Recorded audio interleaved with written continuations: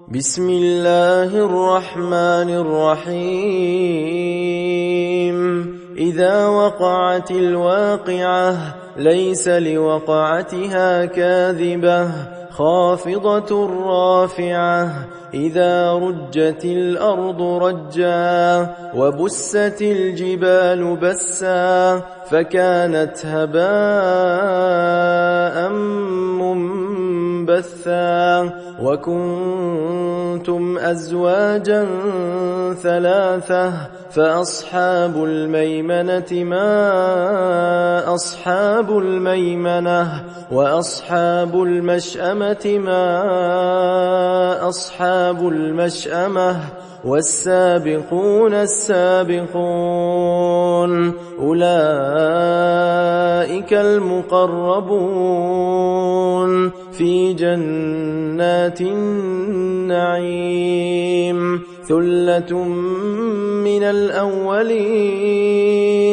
وقليل من الآخرين على سرر موضونة متكئين عليها متقابلين يطوف عليهم ولدان مخلدون بأكواب وأباريق وكأس من معين لا يصدعون عنها ولا ينزفون وفاكهة مما يتخيرون ولحم طير مما يشتهون وحور عين كأمثال اللؤلؤ المكنون جزاء بما كانوا يعملون لا يسمعون فيها لغوا ولا تأثيما إلا قيلا سلاما سلاما وأصحاب اليمين ما أصحاب اليمين في سدر مخضود وطلح منضود وظل ممدود وماء مسكوب وفاكهة كثيرة لا مقطوعة ولا ممنوعة وفرش مرفوعة إنا أنشأناهن إن شاء فجعلناهن أبكارا عربا أترابا لأصحاب اليمين ثلة من الأولين وثلة من الآخرين وأصحاب الشمال ما أصحاب الشمال في سموم وحميم وظل من يحموم لا بارد ولا كريم إنهم كانوا قبل ذلك مترفين وكانوا يصرون على الحنث العظيم وكانوا يقولون أئذا متنا وكنا ترابا وعظاما أئنا لمبعوثون أو آباؤنا الأولون قل إن الأولين والآخرين لمجموعون إلى ميقات يوم معلوم ثم إنكم أيها الضالون المكذبون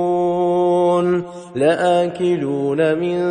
شجر من زقوم فمالئون منها البطون فشاربون عليه من الحميم فشاربون شرب الهيم هذا نزلهم يوم الدين نحن خلقناكم فلولا تصدقون أفرأيتم ما تمنون أأنتم تخلقونه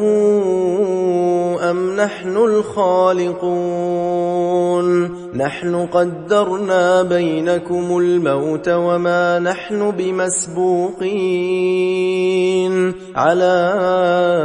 أن نبدل أمثالكم وننشئكم فيما لا تعلمون ولقد علمتم النشأة الأولى فلولا تذكرون أفرأيتم ما تحرثون أأنتم تزرعونه أم نحن الزارعون لو نشاء لجعلناه حطاما فظلتم تفكهون إنا لمغرمون بل نحن محرومون أفرأيتم الماء الذي تشربون أأنتم أنزلتموه من المزن أم نحن المنزلون لو نشاء جعلناه أجاجا فلولا تشكرون أفرأيتم النار التي تورون أأنتم أنشأتم شجرتها أم نحن المنشئون نحن جعلناها تذكرة ومتاعا للمقوين فسبح باسم ربك العظيم فلا أقسم بمواقع النجوم وإنه لقسم لو تعلمون عظيم إنه لقرآن كريم في كتاب مكنون لا يمسه إلا المطهرون تنزيل من رب العالمين أفبهذا الحديث أنتم مدهنون وتجعلون رزقكم أنكم تكذبون فلولا إذا بلغت الحلقوم وأنتم حينئذ تنظرون ونحن أقرب إليه منكم ولكن لا تبصرون فلولا